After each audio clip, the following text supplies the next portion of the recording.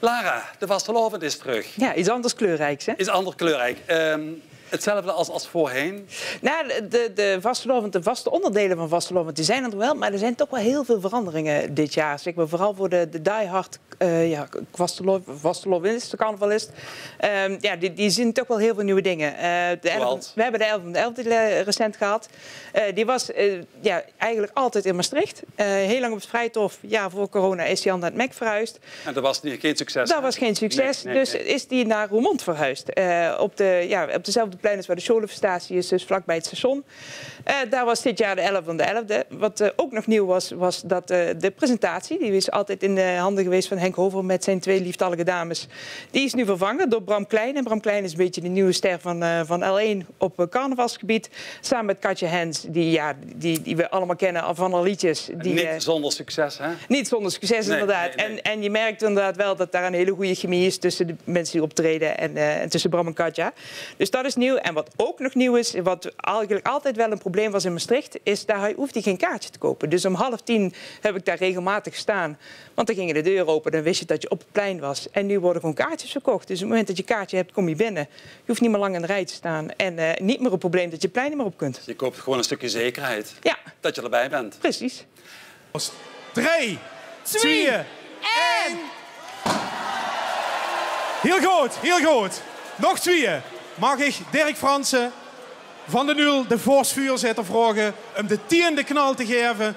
3, 2, 1. Dankjewel, Dirk. En het komt kort erbij, de laatste knal. Nou, deze is het geopend. Gewoon vraag beginnen. Marianne Smitsmans, lokale burgemeester van deze prachtige stad Remung. Aan uchte hier voor zo'n bejuchte gast. Vertellen met z'n allen af. 3, 2, 1. Vastelovend!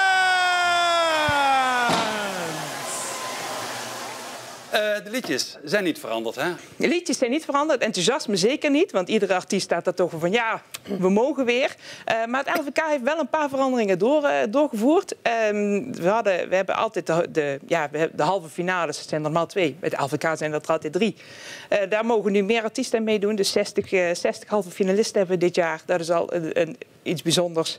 Waarom hebben ze dat gedaan? Dat hebben ze gedaan. Dat eigenlijk ook de kleinere artiesten, zeg maar, die niet altijd een groot podium hebben, dat die in ieder geval een podium krijgen in de halve finale. Anders waren die 44 al bezet door de bekende namen. Ja, dat was een beetje stuivertje wisselen, maar er waren altijd wel de geëikte namen. En nu kunnen de starters ook weer echt naar voren komen. En wie weet dat we inderdaad ook weer doorstroom hebben naar de finale. Dus dat is al heel bijzonder. Wat ook nog iets nieuws is voorheen had je dat er per regio, Limburg was verdeeld in een aantal regio's, per regio 3 artiesten uit die regio in de finale moesten staan. Dat is losgelaten in die zin dat ze er nu 2 in de finale mogen hebben. Dus je kunt hebben dat een bepaalde regio heel erg oververtegenwoordigd gaat worden. Maar dat wil niet per se zeggen dat het slecht is. Elke regio heeft in ieder geval 2 afgevaardigden, dus het beeld kan ook wel weer verschuiven daardoor. En het buurtkampioenschap, hè? Ja, buurtkampioenschap is ook eigenlijk zoals altijd. Is de voorrondes zijn al geweest. De finalisten kennen we al. Maar daar waren dat voorheen altijd in Roermond. Heeft plaatsgevonden. Vindt dat nu in Sittard plaats, in het Toon Hermans Theater. De kaartverkoop, mensen die er vaker naartoe gaan weten dat daar een heel speciaal systeem in zit. Voorheen was dat het 's ochtends, op de ochtend dat verkocht werd, even spieken, dat is volgens mij het 17 december, had je het 's ochtends een kaartverkoop in Tegelen, ja, dan 's middags een kaartverkoop in Sittard en dan het 's middags weer Roermond. Ook dat is veranderd. Wel nog steeds zondagochtend Tegelen, maar het 's middags is hij alleen in Sittard nog. En als je dan geen kaartje geloot bent om een kaartje te mogen kopen, dan heb je pech gehad. Wat is het toch populair, de vastelovend, hè? Ja, en zeker... Ja, bijna in dialect over. Ja. Precies. Ja, en vooral, het mag weer na al die jaren. En dat proef je aan iedereen en aan alles. Heel fijn gevoel, hè? Ja, heel fijn gevoel. Ja. Ik had alleen gehoord dat de pilsjes erg duur gaan worden, hè? Sorry, de wat? Hè? De pilsjes. De pilsjes? Ja. Ja, maar alles wordt duurder, dus ook het bier. Oké. Dus voor een echte carnavalist laat zich daar niet door tegenhouden. Maakt helemaal niks uit. Precies. Lara, je zei net Bram Kleine, maar het is natuurlijk... Ja, Ruud Klein inderdaad. Ja, inderdaad.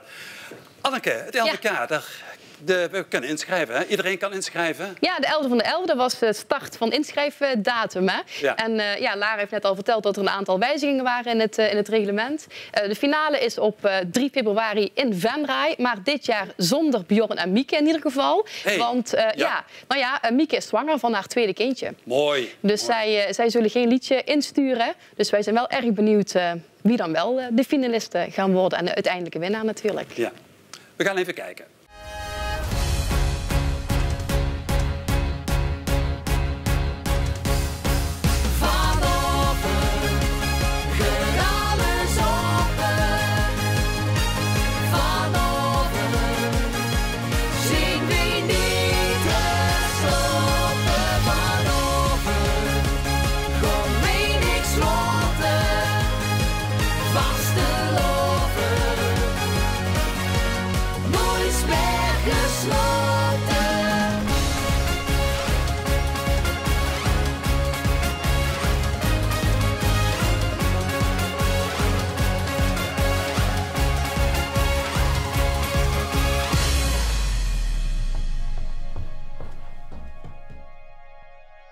Ja, Anneke, en ook elk dorp heeft zijn eigen liedjesavond weer, hè?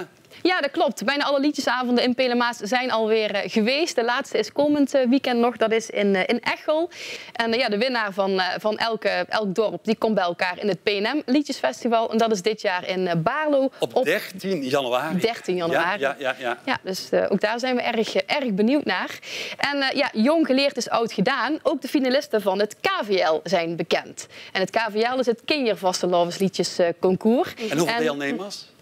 De halve finale is nu geweest. Dat was van heel Limburg. En volgens mij deden er ongeveer 16 aan mee. En er zijn er nu 11 geselecteerd die doorgaan naar de finale. En daarvan zijn er 4 ook uit onze regio. Dat zijn de regenboogknallers uit Kessel, basisschool De Omnibus uit Baarlo, Feestje uit Venray en de Bierste uit Reuver. Dus die gaan we 5 februari zien in Heel tijdens de finale. Dus wie weet zijn dat weer leuke doorstarters naar het TVK of het LVK. Mooi. Nou Lara, we zitten niet stil de komende tijd, hè, na kerst. Hè? Nee, het is weer echt losgebarsten. Dus daar moeten we vooral van genieten, zou ik zeggen. Ja, ook de bonte boetebeleving komt er dus ook weer aan, hè? Ja. En waar ze vorig jaar helaas een geïmproviseerd feestje moesten maken, waar wel de pinnetjes zijn uitgedeeld voor dit jaar. Maar gaat het dit jaar gewoon weer ouderwets losbarsten. En zover ik heb begrepen zijn daar geen veranderingen.